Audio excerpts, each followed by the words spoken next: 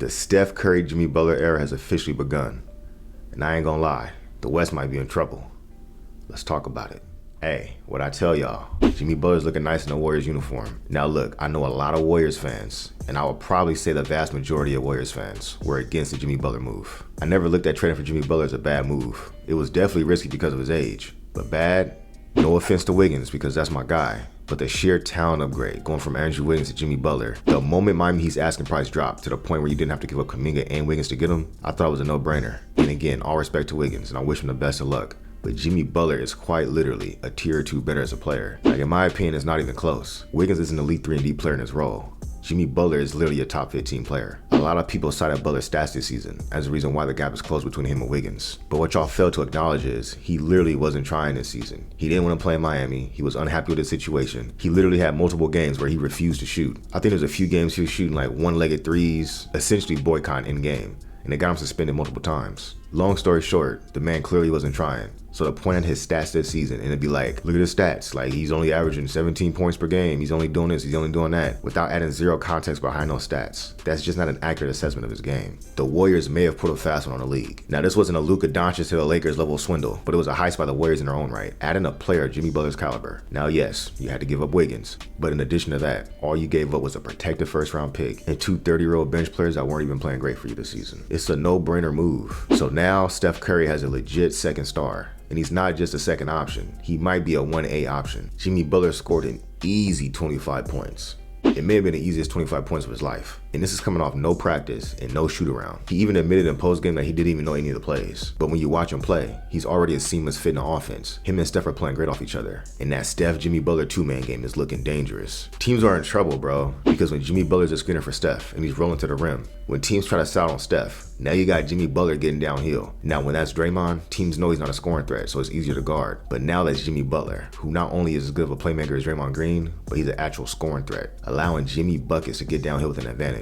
That's either going to be a layup or 2 free throws. Butler's a monster finishing at the rim. And he's so strong and crafty, teams are basically forced to foul him most of the time. Warriors fans, we finally have a free throw merchant on the team, bro. I've been praying for the Warriors to have a scorer that can get to the free throw line. Kuminga was starting to show signs of that, but Jimmy Butler is a finished product of what that would look like. Butler had 13 free throw attempts tonight, almost as much as the rest of the Warriors team combined. Peep this stat. The Warriors were 15 of 24 on layups tonight. That's 63%. They were 23 of 27 on free throws, 85%. This is the first time this season that they've shot 60+% on layups and 80+% on free throws in a game, taking at least 20 of each. They're the only team in the NBA that hasn't done that in a game this year before tonight. And what do you know? The very first game Jimmy Butler suits up, they hit those benchmarks. Butler's ability to get to the rim and live at the free throw line is a huge contrast to Steph Curry's game. In terms of play style, they're essentially polar opposites. Particularly, I mean, gets to the line 13 times, something you guys don't do. How big is that aspect of the game? Whether he's either getting to the line or finishing in the paint, again, he draws attention. And so if we're decisive and organized, it's hard to kind of take away everything. And I think the idea that he's like the exact opposite player of me, which is kind of funny. Like, I'm shooting 16 threes, he shot 1, got to the free throw line a lot. He's dominating the paint, I'm dominating the outside and the perimeter. Guys working around us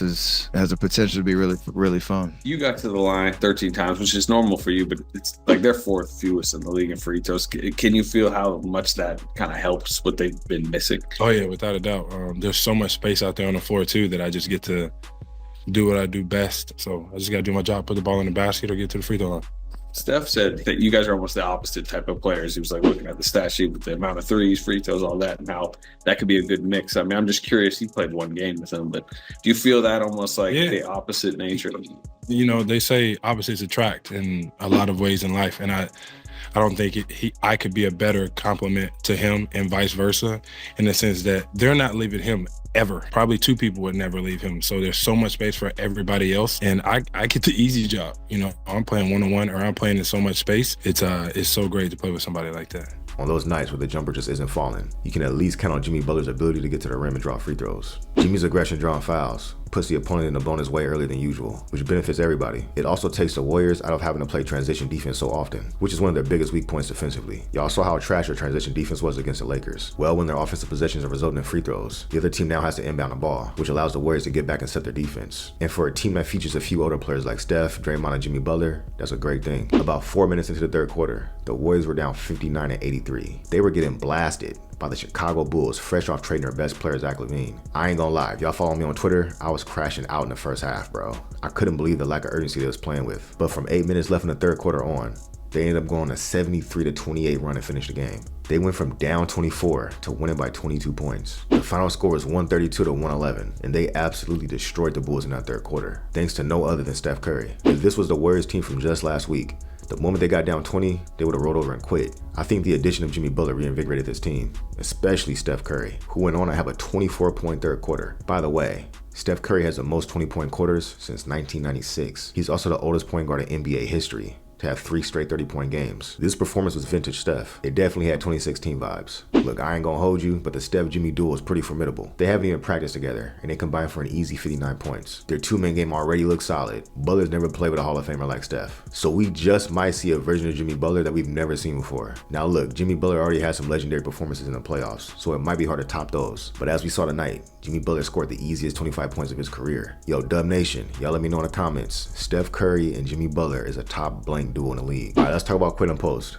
He had a pretty solid game offensively, scoring 18 points on 7 of 10 shooting, 4 of 7 from 3. His jumper's legit. Like, this ain't no mirage, this ain't just like a hot streak. Nah, you can tell he's a legit shooter. His shooting form is pure. He's capable and comfortable shooting from anywhere on the court. He even knocks down corner threes, which is a spot that's not too common for centers to shoot from. Centers' favorite spots to shoot are usually straight ahead threes, but Quinten Post seems very comfortable everywhere on the court. He's also a pretty high IQ player. He's a good passer, and he just generally knows where to be offensively. He even seems to have a little bit of a floater game in his arsenal. Bottom line, he's just a high IQ skilled big, but defensively, I'm not gonna lie, it's pretty rough. It's not that he's clueless, because I do believe he knows where to be defensively. It's just the fact that he's so slow-footed that he's just an easy target to pick on. Kobe White and Dosunmu had him in hell on switches. Now, guarding Kobe White is gonna be tough for any center, but his lateral quickness is so poor. Quicker guards are gonna turn a corner on him with very little resistance, and it's not much you could do about that. That's more so a physical limitation of his. Now, can he do a better job at gapping? Sure, but again, that's probably gonna be an area of his defense where he's always gonna struggle. And one thing he needs to improve on in the offseason,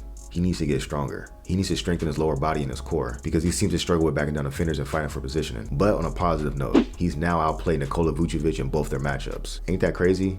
The player the Warriors have been targeting all season. Quinten Post, who's the same archetype of player, basically outplayed him in both matchups. Now, I'm not saying Quinten Post is better than Vucevic, but it is something to note. Oh, and by the way, the Warriors converted Quinten Post's two-way contract into a standard contract at the minimum, so they got him for cheap for the next 2 seasons. This game got me extremely excited at what's to come, because Jonathan Kuminga hasn't even suited up yet. Kuminga is expected to be reevaluated on February 10th. He should be back playing shortly after. I'm really intrigued to see how Kuminga looks playing next to Butler. A lot of people have the opinion they can't play next to each other, but I actually think Butler's going to help Kuminga's game. What people don't understand is Jimmy Butler's a playmaker. He's literally a point forward out there on the court. As long as Kuminga's cutting off ball, finding position inside, and running a fast break, Jimmy Butler will find him. Steve Kerr compared Jimmy Butler to Andre Iguodala. You know, Jimmy, I said it before the game, he reminds me a lot of Andre Iguodala. You know, they're different players, but the similarities are incredibly fit athletes, incredibly smart basketball players. When you think about it, Jimmy Butler is kind of like a souped up Andre Iguodala. When you think of the size on the wing, the playmaking, the passing, the point forward mentality, the elite defense. Now the difference is Jimmy Butler's a way more gifted shot creator. So when you put that player next to Kuminga, he's only gonna thrive. Kuminga and Jimmy Butler have pretty similar games. Warriors reporter Anthony Slater said when he walked into the Warriors locker room post-game, Kuminga was pointing at Butler saying, "I like that guy." JK now has a vet who's a direct example of how he should model his game, both offensively and defensively. Bruh, I'm telling you, Jimmy Butler's gonna be a great vet for Kuminga. If Kuminga can implement Butler's nuances of foul drawing, that would be huge for the Warriors if they had 2 big physical wings that can get to the line. Again, I can't wait to see Butler and Kuminga on the court together. The Warriors have never had 2 big physical wings to deploy.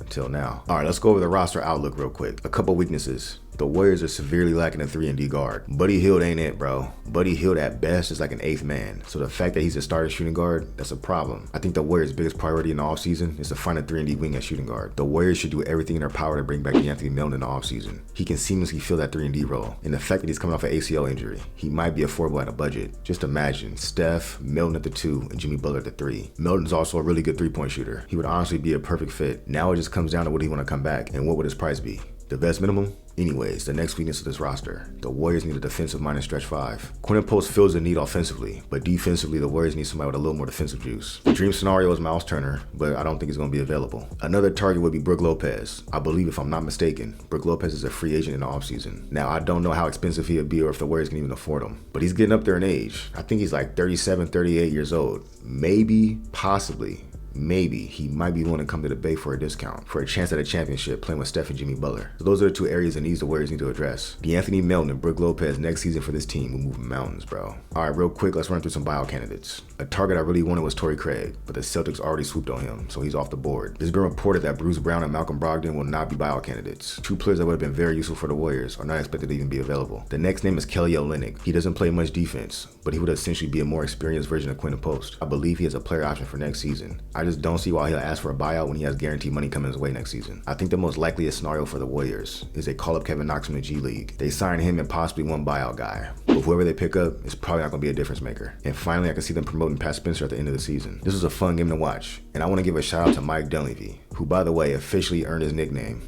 Money Mike. He pulled the trigger on an extremely risky trade that had a lot of criticism. Just for an example, I did a poll a few weeks ago asking you guys, would you want a Jimmy Butler trade? And 85% of y'all said no. And there was also people in the Warriors front office that was hesitant as well. But Money Mike said F it and pulled the trigger. And that seismic decision has completely changed this Warriors team. Now, I don't know if they can win a championship this season because they do have a few holes in their roster. But I truly believe nobody wants to see these dudes in the playoffs. Nobody wants to see Steph and Jimmy, bro. Can you imagine the Houston Rockets getting the Warriors in the first round? I mean, the Warriors would easily have the two best players in that series. Steph and Jimmy Butler are both better than anybody on the Rockets. A young, inexperienced team like that against a veteran team with championship pedigree, and that goes for a lot of these higher seed teams. I'm telling you, bro, nobody wants to see Steph and Jimmy in the playoff series. But first, they actually got to make the playoffs, because currently they stand at 26 and 26. Getting all the way up to the 6th seed might be a stretch. They would have to play some really good basketball the rest of the way. But hey, I'm extremely excited to see how it plays out. Anyways, that's all I got for y'all. If I entertained you or you learned something new, do me a favor, hit the subscribe button. I'll hot you on the next one. Peace.